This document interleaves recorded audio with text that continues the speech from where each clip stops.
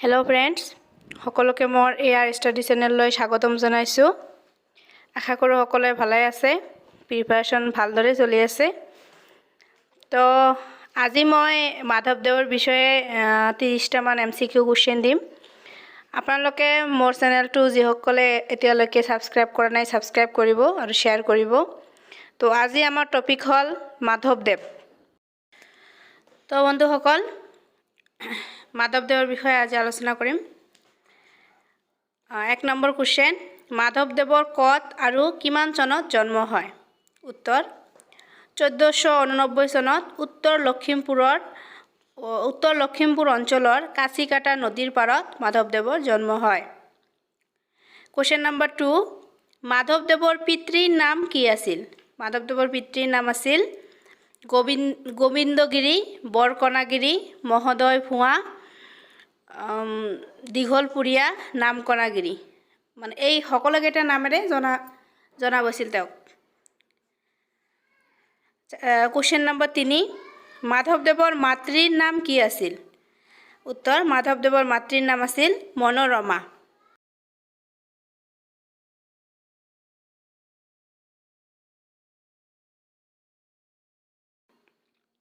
Next question number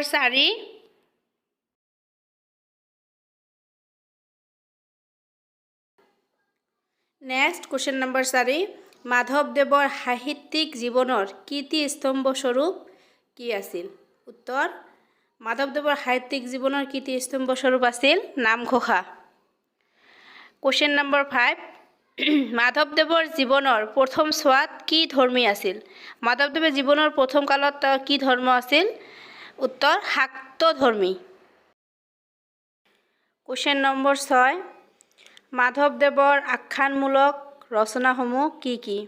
উত্তৰ ৰাজসূয় কাব্য আৰু আদিকাণ্ড ৰামায়ণ। কোৱেশ্চন নম্বৰ 7, মাধৱদেৱৰ তত্ত্বমূলক ৰচনাসমূহ কি কি? মাধৱদেৱৰ তত্ত্বমূলক ৰচনাসমূহ হ'ল উত্তৰ নামঘোষা, জন্ম ৰহস্য, ভক্তি ৰত্নাৱলী আৰু নাম মল্লিকা। 8 নম্বৰ কোৱেশ্চন, মাধৱদেৱৰ শ্ৰেষ্ঠ গ্ৰন্থখনৰ নাম কি আছিল? মাধৱদেৱৰ শ্ৰেষ্ঠ গ্ৰন্থখনৰ নাম আছিল নামঘোষা। এইটো মনত ৰাখিব, এইটো ইম্পৰ্টেণ্ট কোৱেশ্চন হয়। মাধৱদেৱৰ শ্ৰেষ্ঠ গ্ৰন্থখন আছিল নামঘোষা। শংকৰদেৱৰ শ্ৰেষ্ঠ গ্ৰন্থ আছিল কীৰ্তন ঘোষা আৰু মাধৱদেৱৰ শ্ৰেষ্ঠ গ্ৰন্থ আছিল নামঘোষা। কোৱেশ্চন নম্বৰ 9, অংকীয়া নাটকসমূহ কি কি আছিল মাধৱদেৱৰ?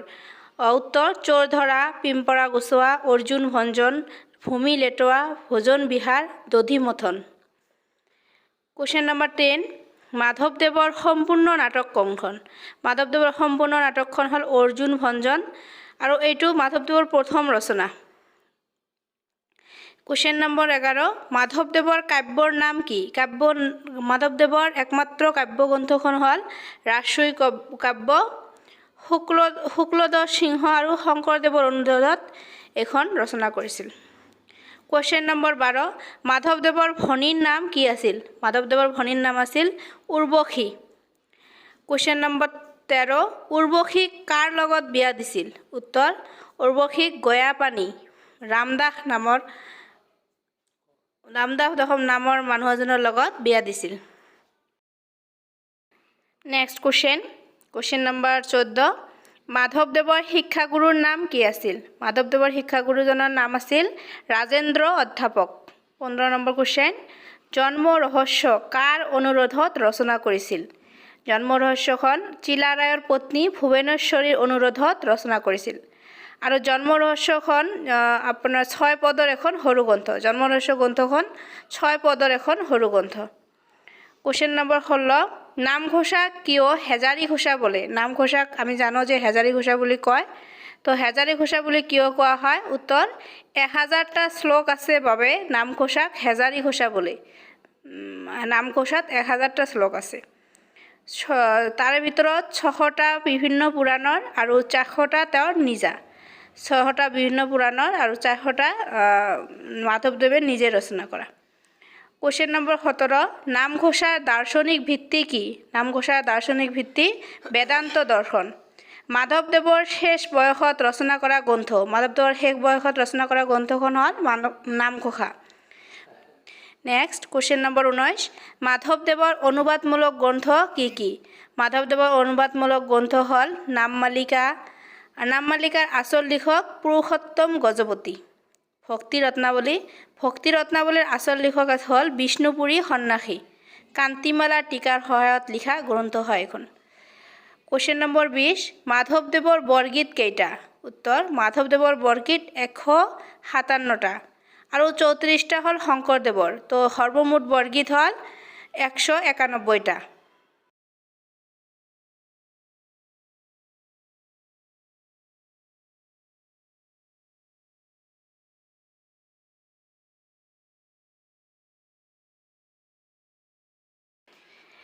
নেক্সট কুৱেশ্যন নম্বৰ 21 মাধৱদেৱৰ একমাত্ৰ ভটিমা থকা গ্ৰন্থ মাধৱদেৱৰ একমাত্ৰ ভটিমা থকা গ্ৰন্থখন হ'ল ভজন বিহাৰ কুৱেশ্যন নম্বৰ 22 আদিকাণ্ড ৰামায়ণ কোনে অনুবাদ কৰিছিল আদিকাণ্ড ৰামায়ণখন অনুবাদ কৰিছিল মাধৱদেৱে উত্তৰাকাণ্ড ৰামায়ণখন শংকৰদেৱে অনুবাদ কৰিছিল আৰু আদিকাণ্ড ৰামায়ণখন মাধৱদেৱে অনুবাদ কৰিছিল নেক্সট কুৱেশ্যন নম্বৰ 23 মাধৱদেৱৰ ভটিমা কি ভটিমা হ'ল মাধৱদেৱৰ ভটিমাসমূহ হ'ল গুৰু ভটিমা